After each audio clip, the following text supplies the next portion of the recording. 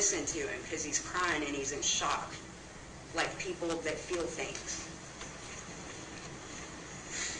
And something ignited in him somewhere, and he says, I was at Cassie's. And you know what? Everybody else did too. There's no dispute he was at Cassie's. There's really no dispute about that at all. There's no physical evidence in this case at all, which is troubling, and I wish there was, because it would completely exonerate Joshua Young. Not that there's a basis to think he did anything anyway, but there's nothing. There's nothing because it wasn't collected. There's nothing because Joshua Gowker planned this quite well and left what he wanted you to think happened where it went. Please look at that picture of the wastebasket. It's ridiculous. It's too perfect. Every single assertion he makes to the police is supported by a piece of property, a banana peel, a video, except he really got one over on that alleged pornographic video that doesn't exist because we just caught him in that lie.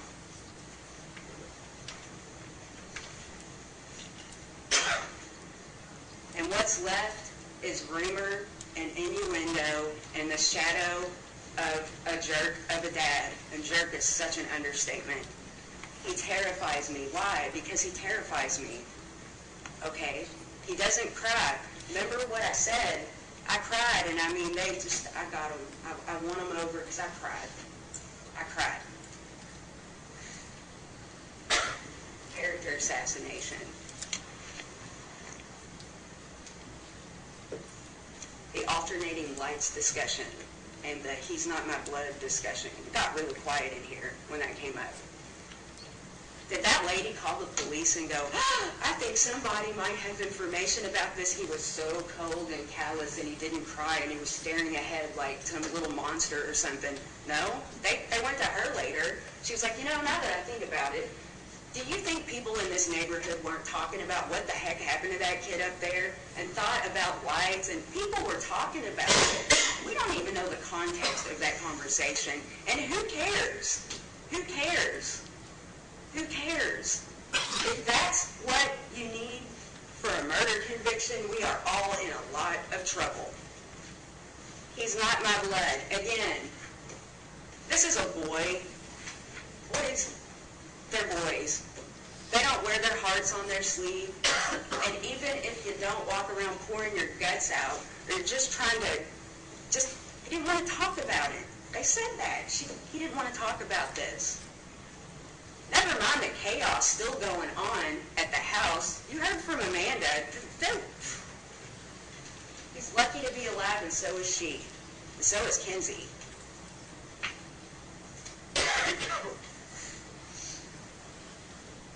And that's what it really comes down to, is presumptions, assumptions, inferences.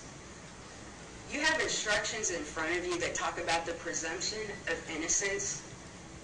The police don't have to operate the way that this jury does in terms of these instructions. They got to go with their gut. They got to do that stuff. You got to follow that presumption. You have to hold their feet to the fire. This presumption runs the other way in this courtroom. He's presumed innocent. He's innocent. But those instructions tell you he's presumed innocent. That didn't happen here. It happens from here on out for this boy.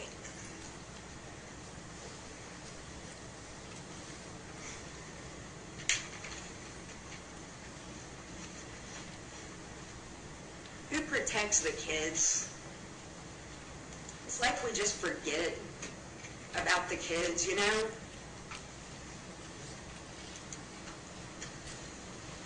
Why aren't all the kids in this situation victims? Because Gowker said so.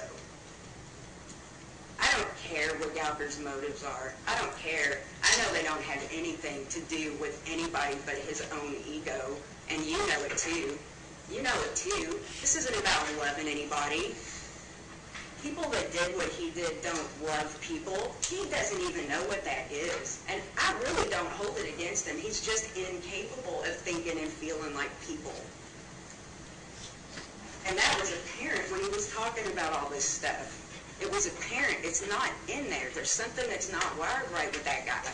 But don't think for a minute that this has anything to do with saving his son, the person he got into this mess to begin with.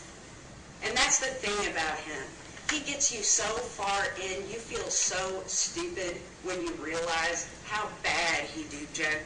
And then you're just stuck, and you just have to decide. You just have to decide, am I just going to try to, play it off? Or, you just got to say, I got duped. They got duped. He likes the psychological torture better than anything else. He will do whatever he needs to do because he's got no conscience.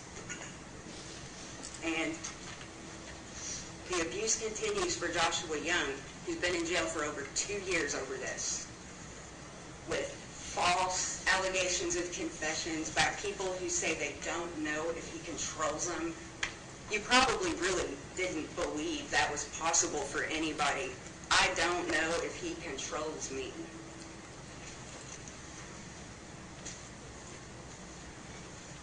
Or I'm afraid. That's legitimate. He's had a lot of fun with this. This was his moment in the sun, He told you, he got life. I'm not going to sit, he pled guilty, so our client's innocent. I'm not going to sit here and say that. I don't care what that guy says. I believe he did it because he did it. Don't buy into that stuff.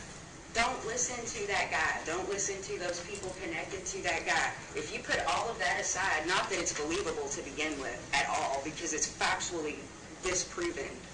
If you put all that aside, there is a kid who was sleeping or watching a movie or something somewhat close to the location where a boy was brutally murdered by somebody who really, really enjoyed themselves. And that's disgusting.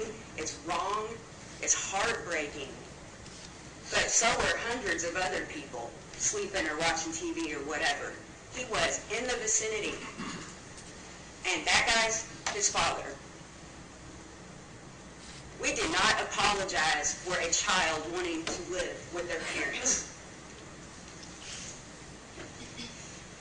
Who doesn't want to be with their parents? Who doesn't do that? And look at that interview, the clips that you saw, my life is better with my dad and all that stuff. Okay. Did you notice how he was saying, I'm pretty sure that my dad didn't have anything to do with it either? There's a little bit of brainwashed kind of stuff going on right there. And look at how convinced he is. There's no way his dad would do this. He believed he didn't do it. The whole world was talking. Nobody would tell the police. But it was so apparent. The only person that's told the truth throughout this whole thing has been him, except for the CPS I lived here and I was really over here. And so did everybody else. They all did that too. Why are we here? Why are we here? Send this kid home, wherever that's going to be. Just send him home. He's innocent. It's not a not guilty thing. He's innocent and you know it, and I can't believe that we are here. Send him home. Thanks. Ladies and gentlemen, let's take a 10-minute restroom break. Remember your admonition. Do not discuss the case among yourselves or with anybody else. Be ready to come back in at 10:25. Let's let them go out front. All rise for the departing jury. You're going to go out front.